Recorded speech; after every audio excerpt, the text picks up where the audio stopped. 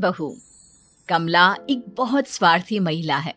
उसने पैसों के लिए एक ऐसे इंसान से शादी की जो पहले से शादीशुदा और एक बच्चे का पिता भी था। कमला के पति को मरे हुए एक अरसा बीत गया है। अब वो अपने सौतेले बेटे वैभव के साथ रहती है। वैभव के दिल में अपनी माँ को लेकर इतना डर है कि वो अपनी माँ के सामने एक शब्द नहीं बोल पाता। उसकी माँ जो कहती है उसको सर झुकाकर वही मानना पड़ता है। वैभव, तुमने अभी तक घर का काम क्यों नहीं किया?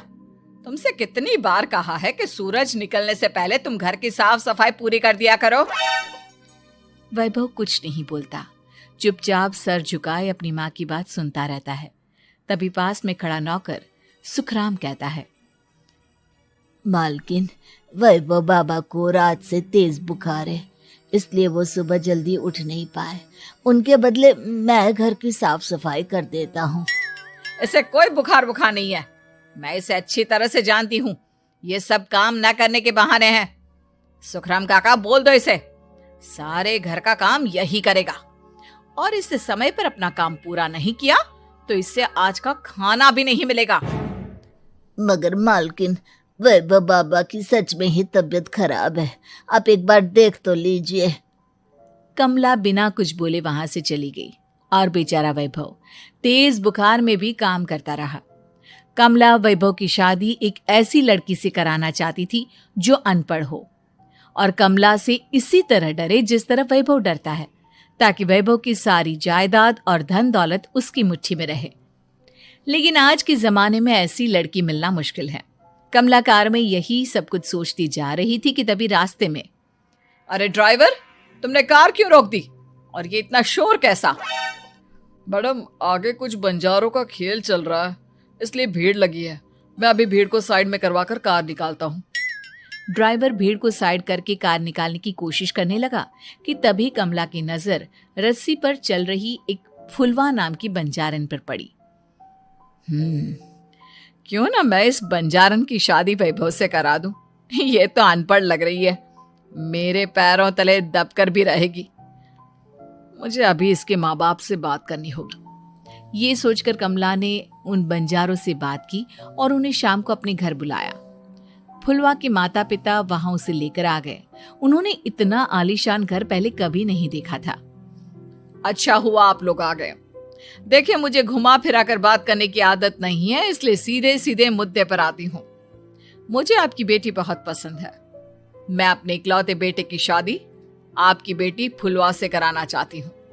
इसके बदले में आप जो चाहो वो ले सकती हैं। तभी फुलवा की माँ कहती है, ये क्या कह रही है मैम साहब?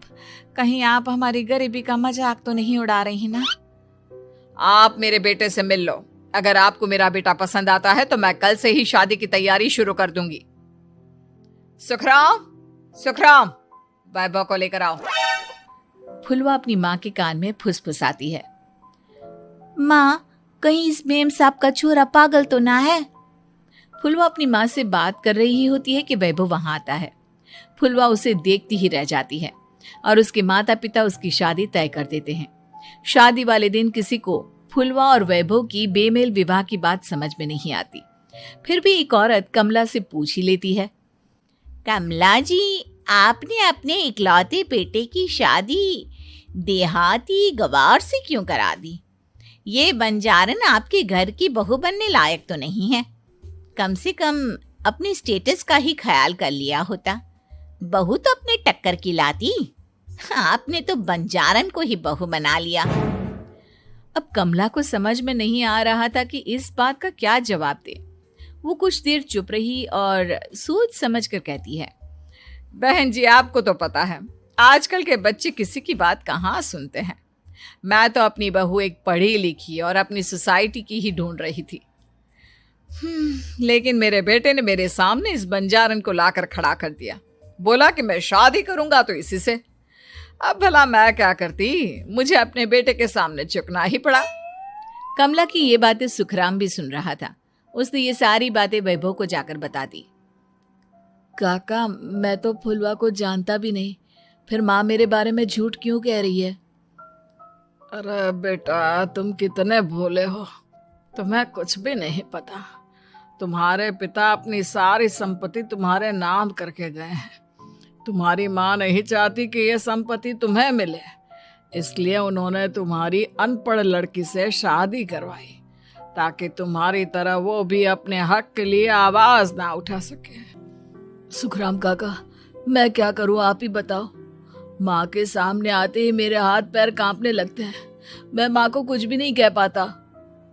वे दोनों बात कर ही रहे थे कि अचानक कमला वहां आ गई। कमला को देखकर दोनों घबरा गए। तुम दोनों फिर कभी बातें कर लेना, अभी फेरों का समय हो गया है, चलो जल्दी आओ। इस तरह फुलवा और वैभव की शादी हो गई। अगले दिन कमला ने फुलवा को बुलाया और उसे नसीहत देने लगी। देख बंजारन, तुझे मैंने अपनी बहू बना तो लिया है, लेकिन तुझे इस घर में आँख कान मुंह बंद करके रहना होगा।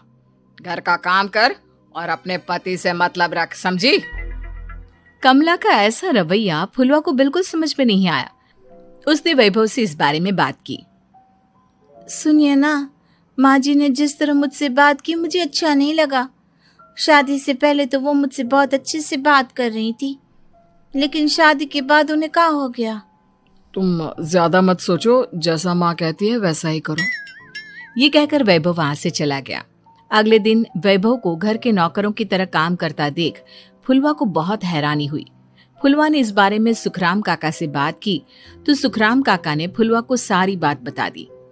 अब फुलवा को समझ में आ गया कि उसकी सास ने एक बंजारन को बहू क्यों बनाया। एक दिन वैभव घर का काम कर रहा था, तभी उससे कांच की प्लेट टूट गई। किसने गिराई ये कांच की प्लेट? वैभव को वहां खड़ा देख कमला ने छड़ी से उसे मारना शुरू कर दिया। उसके पैर में कांच चुभ गया और खून बहने लगा, लेकिन फिर भी कमला उसे मारे जा रही थी। ये देखकर फुलवा ने कमला के हाथ से छड़ी छीन ली और तोड़कर फेंक दी। बंजारन, तेरी इतनी हिम्मत, तूने मेरे हाथ से छड़ी छीनी? कमला फुलवा को थप्पड़ मारने ही वाली थी कि फुलवा उसका हाथ पकड़ लेती है। ओ सस माँ, मैंने मॉम की गुड़िया ना समझ लियो। बंजारन हो बंजारन, ईंट का जवाब पत्थर से देना जानती हूँ। आज के बाद मेरे या वैभव जी के ऊपर हाथ उठाने की सोचियो भी ना, समझी ससु माँ? ये कहकर फुलवा वैभव को लेकर वहां से चली गई। उसने वैभव के पैर पर पट्टी बांधी, उसके आंसू पोंछे। वैभव ने पहली बार किसी के दिल में अपने लिए इतना प्यार महसूस किया। अब फुलवा वैभव का हर काम में हाथ बटाती, उसका बहुत ख्याल रखती। इस तरह दोनों बहुत ज्यादा नजदीक आ गए। वहीं दूसरी ओर कमला सारी जायदाद अपने नाम करने की साजिश करने लगी। और एक दिन, वैभव, जल्दी बाहर आओ। कमला की आवाज सुनकर वैभव और फुलवा अपने कमरे से बाहर आ गए। जी माँ, आपने बुलाया? ये ले, इन कागजों पर साइन कर दे। वैभव कागजों पर साइन करने ही वाला था कि फुलवा वैभव के हाथ से पेन छीनकर कहती है, ना वैभव जी, आप इस पर हस्ताक्षर नहीं करेंगे। आओ बंजारन, मैं तुझसे बात नहीं कर रही। ये बात मेरे और मेरे बेटे के बीच की है। चुपचाप पेन दे दे, नहीं तो तेरी खाल उधेड़ लूंगी। ससु माँ, बंजारन की खाल इतनी भी ढीली ना होवे कि कोई भी उधेड़ लेवे। जो यकीन ना आता हो तो देख ले उतार के। और हाँ, बंजारन जरूर हूँ पर अनपढ़ ना हूँ। मन्ने भी पता है कि किसी भी कागज पर साइन करने से पहले उसे अच्छी तरह पढ़ लेवे हैं। पेन देती है या नहीं? ये कहकर कमला फुलवा को मारने आई तो फुलवा ने कमला को धक्का दे दिया और वो नीचे गिर गई। कमला डरकर वहां से भाग गई। अब फुलवा ने वो कागज उठाए और वैभव के साथ सीधा वकील के पास चली गई। वकील ने वो कागज देखे और फुलवा को बताया, वैभव के पिता की सारी जायदाद और संपत्ति वैभव के नाम है, लेकिन वैभव की सौतेली माँ इस संपत्ति को अपने नाम कराना चाहती है, इसलिए इन कागजों पर वो साइन करा रही थी। तो अब हमें क्या करना चाहिए वकील साहब? वकील ने फुलवा और वैभव को सब कुछ अच्छी तरह से समझा दिया। अब दोनों घर पर पुलिस को लेकर पहुंचे। कमला पुलिस को देखकर घबरा गई। पुलिस ने कहा, आपके नाम की कंप्लेंट हुई है, आपको हमारे साथ थाने चलना होगा। कंप्लेंट? कैसे कंप्लेंट? आप अपने सौतेले बेटे पर बहुत अत्याचार करती हो, धोखे से सारी जायदाद अपने नाम करा रही थी। अब नहीं इंस्पेक्टर साहब, जरूर ये मेरी बहू की कोई साजिश है, इसने गलत कंप्लेंट की है। मैडम, शिकायत आपकी बहू ने नहीं बल्कि आपके बेटे वैभव ने की है। कमला वैभव का नाम सुनकर दंग रह गई। जिस बेटे ने कभी उसके सामने सर नहीं उठाया था, आज वही बेटा उसके सामने पुलिस को लिए आया है। वैभव, तुम्हारी इतनी हिम्मत कि तुम पुलिस को ले आए? हाँ माँ, मैं लाया हूँ पुलिस को, और मेरे अंदर इतनी हिम्मत कभी ना आती अगर फुलवा मेरा साथ ना देती। आपने बंजारन बहू को लाकर अपने ही पैर पर कुल्हाड़ी मारी है माँ। मैडम, अब की बात खत्म हो गई हो तो चलो हमारे साथ। वैभव, मुझे माफ कर दो, मुझे थाने मत भेजो। आज के बाद मैं तुम्हें कभी नहीं मारूंगी, तुम्हें कभी परेशान नहीं करूंगी, मुझे माफ कर दो। वैभव अपनी कंप्लेंट वापस ले लेता है और पुलिस वहां से चली जाती है। वैभव अपनी सौतेली माँ से कहता है, मैंने पुलिस को वापस तो भेज दिया है, लेकिन मैं आपको माफ नहीं कर सकता। आपने बचपन से आज तक कभी मेरे सर पर हाथ नहीं रखा, हमेशा मुझे मारती रही, नौकरों की तरह बर्ताव करती रही। आप इस घर में नहीं रह सकती, चली जाइए यहां से।